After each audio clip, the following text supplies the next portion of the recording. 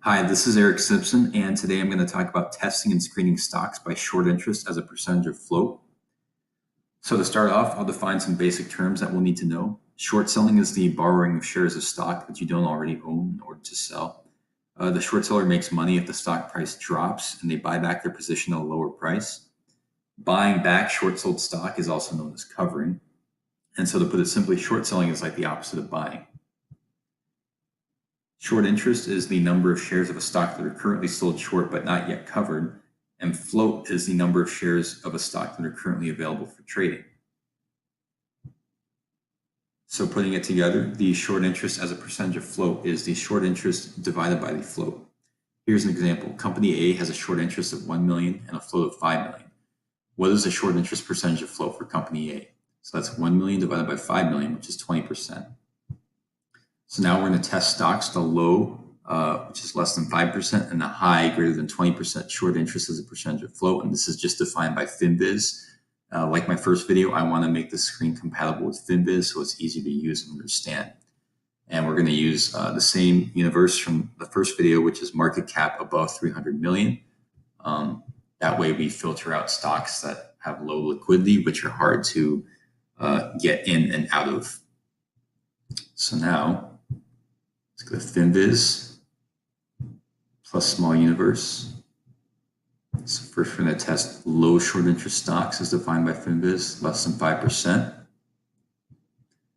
So you can see, just looking through this list, seems to be a lot of established big companies, Alcoa, Abbott Labs, and so forth. Okay, some pretty well-known companies.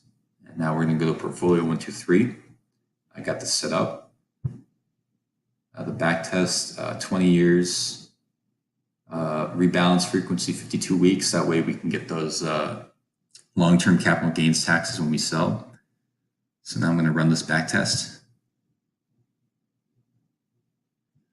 So you're pretty good. 10% per year, alpha 4%. Okay, so yeah, stocks with a low short interest tend to outperform over time. They're not targeted by short sellers. Probably a good reason. They're probably good, solid companies. All right, so now let's go back and let's test high short interest stocks. So only 149 companies on this list, so not as many. Seems to be lots of, biotech, apparel stores, discount stores. Okay, so it seems to be like industries that are either very speculative, like biotech. You get these companies, they might put all their money into some drugs, drug testing, and they're probably burning a lot of cash every year. So very risky investment. And then you have, these kind of old retailers, which, it's an industry that's kind of out of favor now. So yeah, a lot of that type of stuff with the high short interest stocks. So now let's go back and over 20%. Okay. Yeah, performance not so good. So minus 2% per year, minus 7% alpha. So yeah, lots of underperformance there with the high short interest stocks.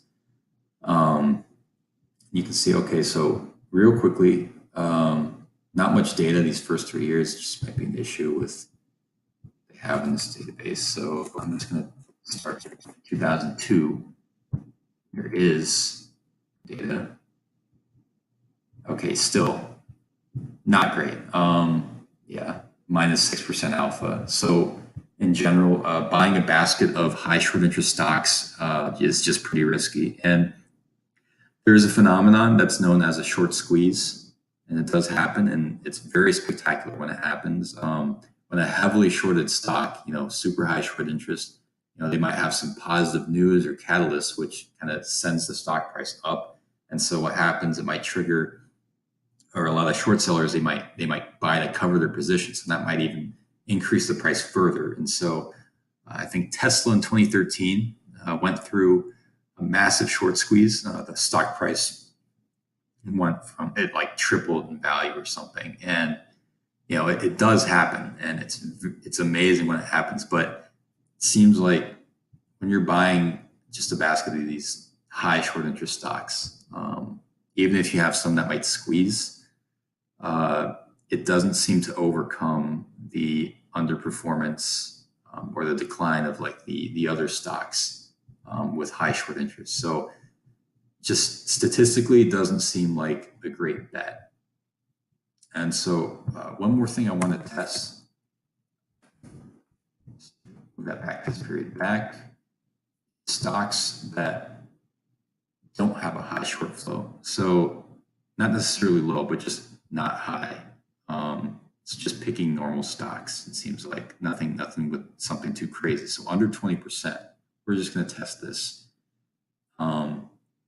Lots of stocks, yeah, 3,000 in this screen. Okay. Let's run this.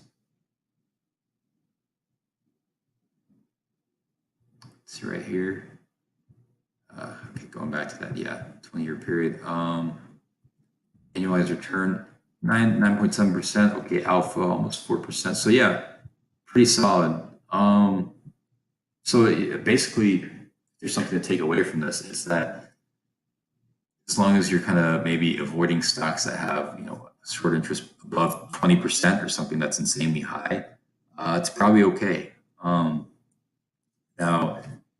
the heavily shorted stocks, short sellers tend to be like institutional investors or professional traders or just financial market participants that might have more information. They're more sophisticated investors. So that's kind of who you're up against when you're buying a stock that has a very high short interest. So something to keep in mind. And also, for short selling a stock, you have to overcome these borrow rates or locate fees or what have you. And so you need a lot of conviction when you short sell a stock. You pretty much have to be right most of the time. So so if you're long in these stocks, buying it's probably best just to kind of like not pay much attention to anything with a short float above 20%. Just something low double digits, closer to 10%, maybe just single digits or whatever if you want to be safe. And so yeah, hope you like this video.